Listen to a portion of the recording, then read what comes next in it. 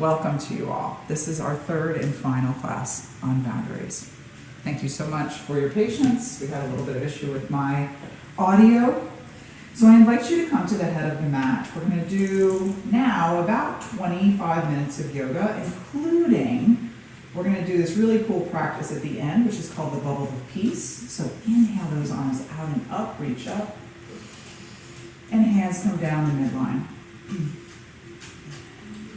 So I put a video in our circle. Inhale, reach up, lift up. Beautiful Surya Namaskar breath. And the video was by Brené Brown, who's an amazing researcher. I think she's at the University of Houston. She's a Texan for sure. And arch over. So what Brené Brown, she talks about boundaries. And the way she defines boundaries is something really, really simple. Inhale, lift. A boundary is effectively what's okay for us. Is it okay or is it not okay? And she uses this great acronym, which is really simple. Really stretch up, lift up, come up onto the balls of the feet. Her acronym is BIG, B-I-G. And what she says is with fold down, knees are soft, arms hang heavy, let the head hang heavy. She says that with good boundaries that respect our integrity, that's the I, boundaries is the B, we're able to be more generous. Okay?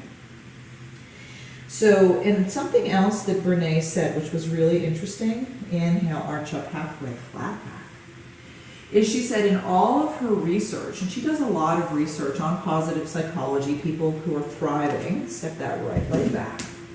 She said the people who were the most compassionate were the ones who had the strongest boundaries.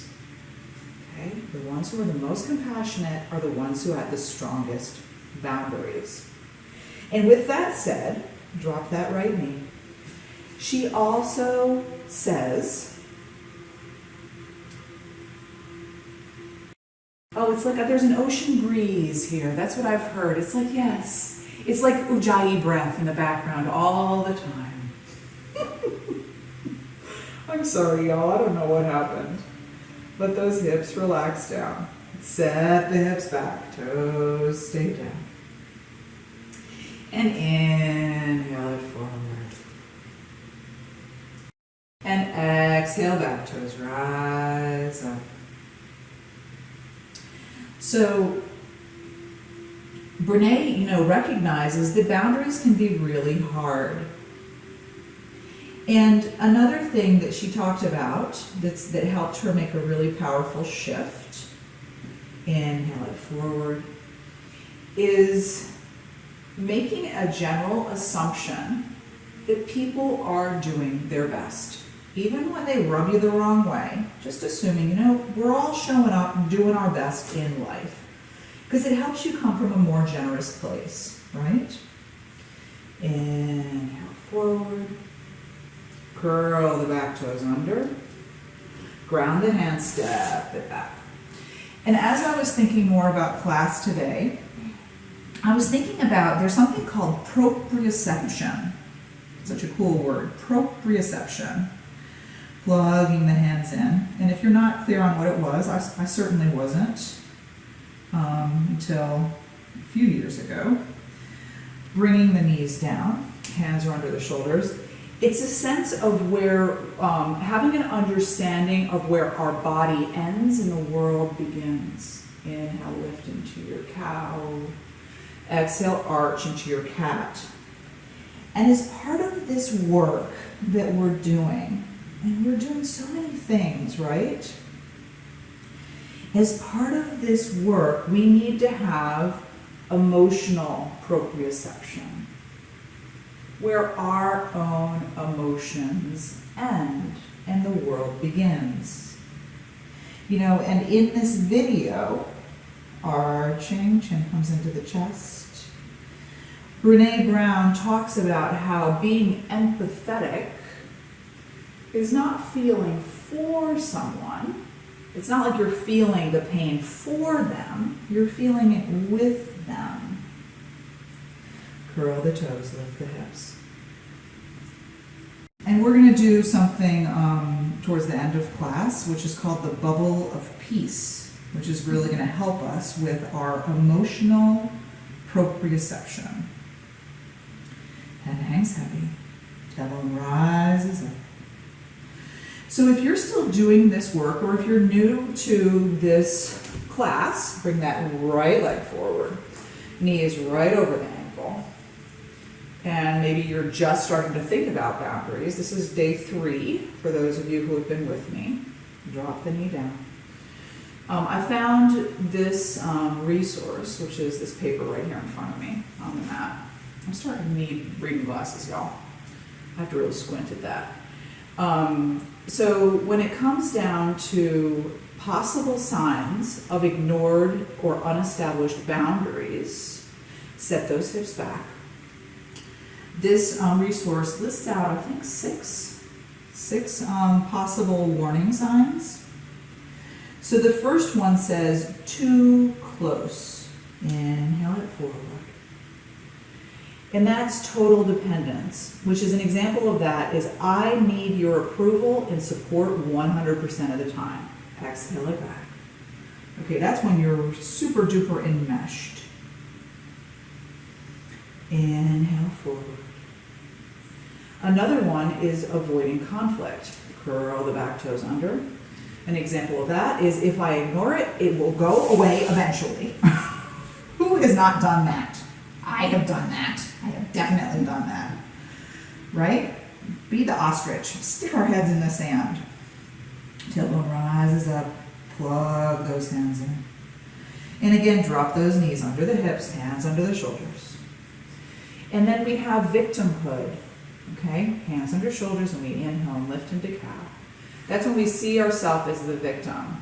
I have no power. Another one is being distant. Okay? Inhale, lift.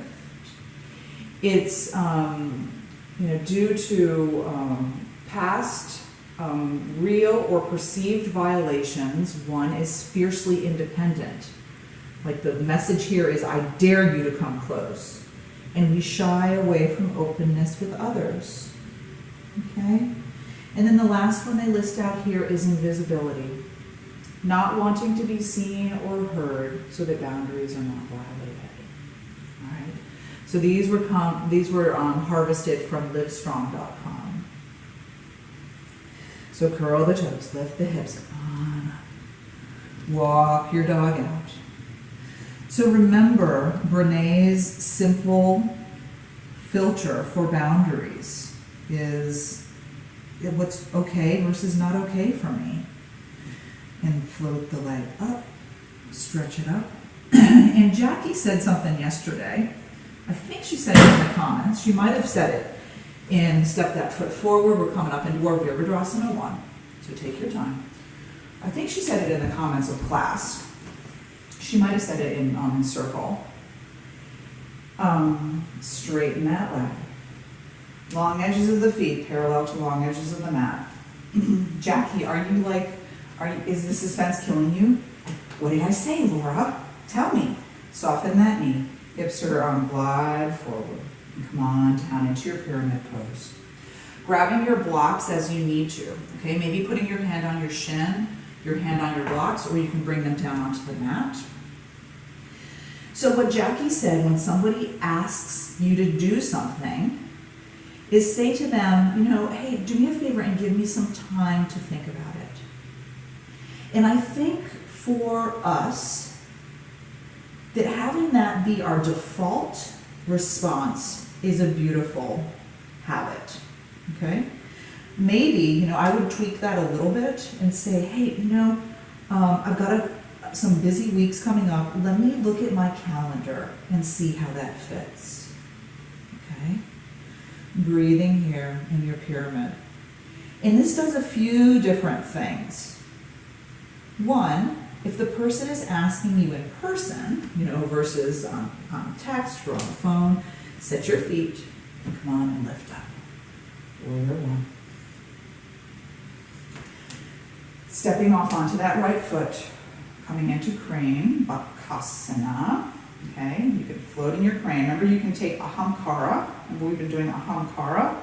Ahamkara is when we put our thumb between our first and second knuckle, or second and third knuckle, depending on how you count. On the metacarpal, y'all helped me with that word yesterday, the metacarpal. Another breath. And then step that foot back. Ahamkara is it's a mudra that helps us define our individuality. Breathing here. And then step, bring the hands down, step it back, down dog. So when it comes down to the brilliance of deferring your answer, it gives you a few different benefits. Breathing. Now you make the choice of whether you're going to come down into child's pose, rest in down dog, or flow with me through a vinyasa. Hands are under the shoulders. Nice, strong belly. Breathing here in plank pose. Okay. So it gives you time to honestly think about it, to check in with yourself. And we're going to do a somatic, intuitive check-in practice. We'll probably do it after we do our bubble of peace. Come on down, knees, chest, chin. Hands under shoulders. And then inhale, lift. Okay? It also, if you have a really hard time saying no to someone in person, it allows you to say it by phone or by text, whatever works for you. Okay? And come on down. Lift into your Bhujangasana. And come on down. And you, with some, it also gives you the time to be creative. Hands plug in. You might come to a realization of, they asked me to do A through Z, and I'm okay with doing A through M. Curl the toes, lift the hips. Like, they asked me to do this thing, Monday through Friday. I'm okay with doing it Monday, Tuesday, Wednesday, but Thursday, Friday is just too busy for me. So you can be creative and then come back with, to them with the suggestions of what works for you, what's okay for you. Breathing, another breath. And then float that left leg back and up, stretch it up, reach it up, and step it forward. Come into a Vira one on this side. Set your feet, take your time. Right? And there's a good chance that you will say, yes. Next time someone asks me to do something, I'm going to say, let me check my calendar. And they'll ask you, and you'll say, sure. Right? Breathing here. And then straighten that front leg. We're going into pyramid on this side. So widen the feet, hip width apart, long edges of the feet parallel to long edges of the mat. Square the hips forward. Soften that left knee. And come on down. And don't kick yourself.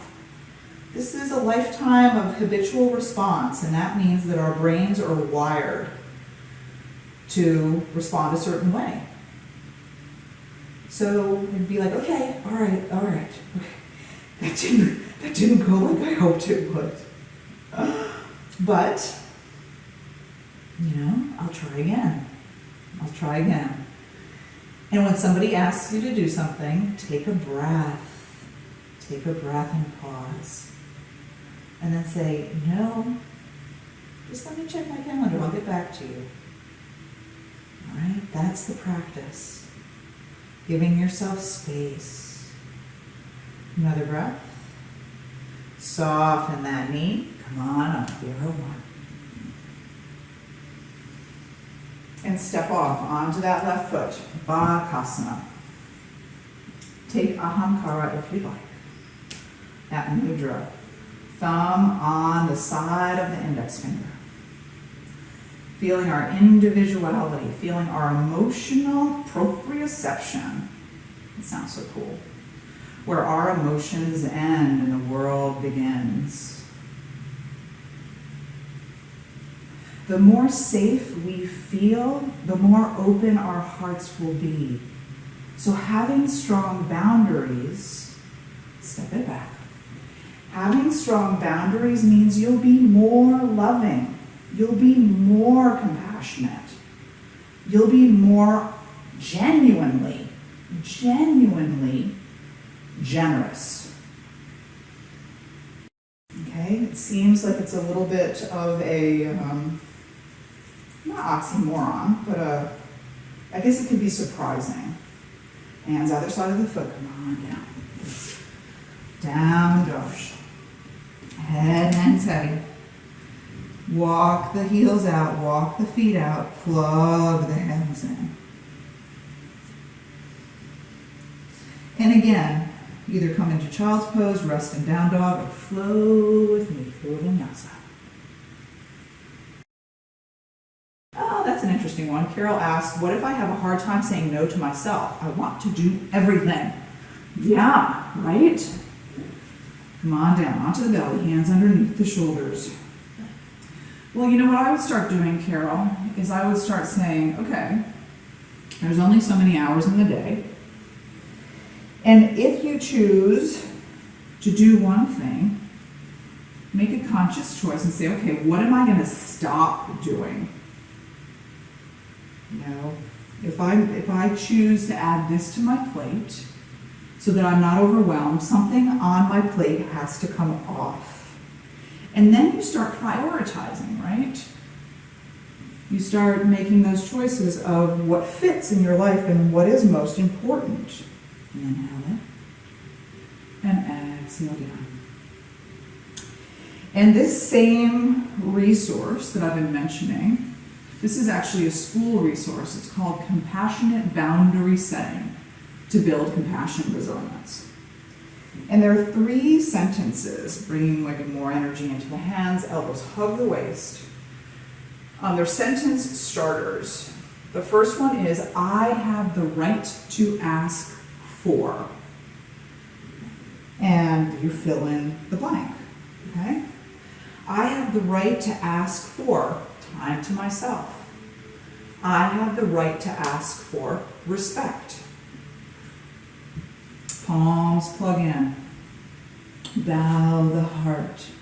Head comes down.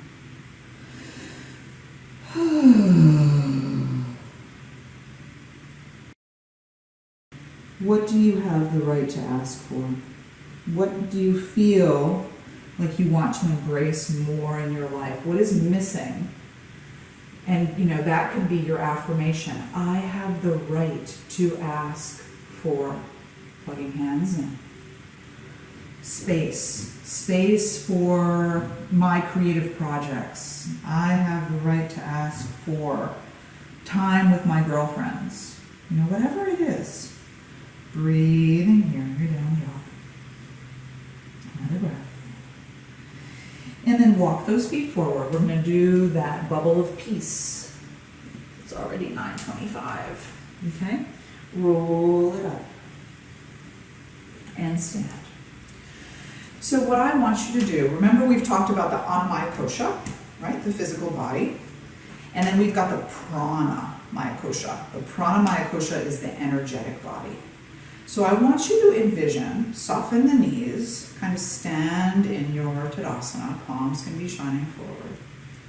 I want you to close the eyes, and I want you to envision this bubble of peace. And it might look more like an egg. A bubble of peace sounds nicer than egg of peace. So we want to think about this bubble of peace as if it's encompassing your entire Prana Maya Kosha, your entire energetic body. So it goes above the head. And when I think about my bubble of peace, it almost kind of looks like an aurora borealis, like, you know, like a soap bubble. You know how soap bubbles have that kind of really cool rainbow sheen? That's what my bubble of of peace looks like, okay? So maybe your bubble of peace is pink or it's blue, but I want you to feel like this is a bubble that encloses you. And it's this amazing, incredible sphere where it's permeable in that, it's full of fresh air, it's full of light, it's full of all of these things that nurture and sustain you. Okay? And you can see through it, you're still connected to the world. You are. But you're safe here in your bubble of peace.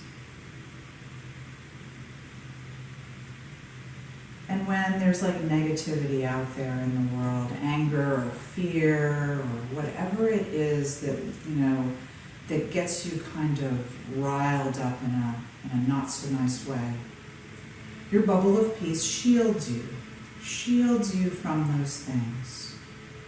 Okay? So you can start taking like almost like a Surya Namaskar breath. And then you can turn your palms and feel. It's almost like you feel the sheath of your aura, floating the hands down. The palms shine in. And if you're not feeling anything, if you don't feel kind of like an energetic, like repulsion, it's almost like a magnet where your palms are being pushed away. That's the way I feel it. Then let's bring the hands together. Remember, Mega had us flick our hands, kind of, get that, she called it the synovial shake. Like synovial fluid, bringing synovial fluid into the hands. Yeah, flick them. Okay, we can rub them together. Okay, and then we go like this and we feel an energetic ball. What did she call it? She called it a Wuji ball. It was a super cute name. I was like, I want to name my next pet Wuji. Okay? And if you're like, Laura, I don't feel anything, that's okay. That's okay. It takes time. It takes time. My hands have definitely gotten more and more sensitive as I've done this work. So if you're kind of feeling it, great. If you're not, no worries. Just bring those arms up. And then, as if you're combing your aura, skim the hands down the outer skin of your bubble of peace. Fingertips, almost as if your fingertips are combs, combing the outside of the aura. And just feeling into this amazing, and you can go ahead and start bending over, just combing down all the way to the ground. And then roll it up. And arms reach up overhead. And again, combing down. This is your bubble of peace.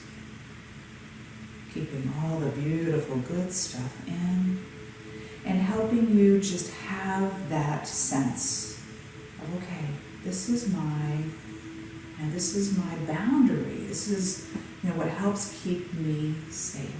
Not separate. It's not like it's not a hard shell, it's a permeable shell. Love comes through, laughter comes through, all the good stuff comes through. But it helps keep out the bad. It's like a HEPA filter. It's a HEPA emotional filter. Last one. And the other practice we're going to do as you're combing, taking the last chance to comb your bubble of peace, combing your aura, combing out any tangles, laying down. The last thing we're going to do is a somatic exercise, and then we're going to dance. Okay?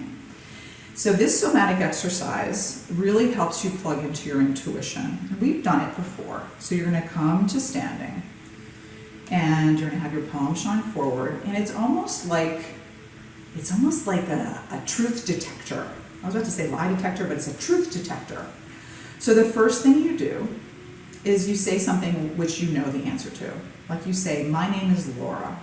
okay? And then you allow your body to sway either forward or back.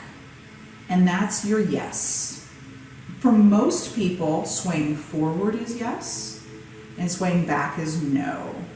So I can say, you know, my name is Burnett, and I'm going to sway back because that's not my name.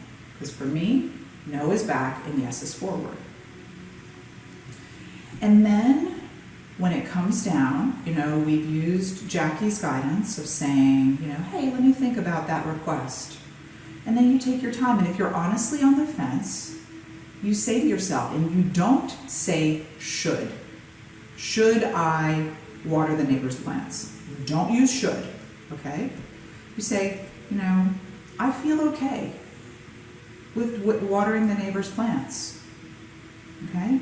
And then you get either your yes or you get your no, all right?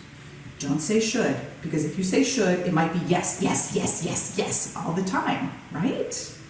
Okay, don't say should. Say, I feel okay. You know, I feel okay with this. I'm all right with this. And you might not need to use this except times when you feel really stuck, or maybe you'll use it all the time. It's a pretty cool tool, okay? All right, so bubble of peace, and then our somatic intuitive decision making.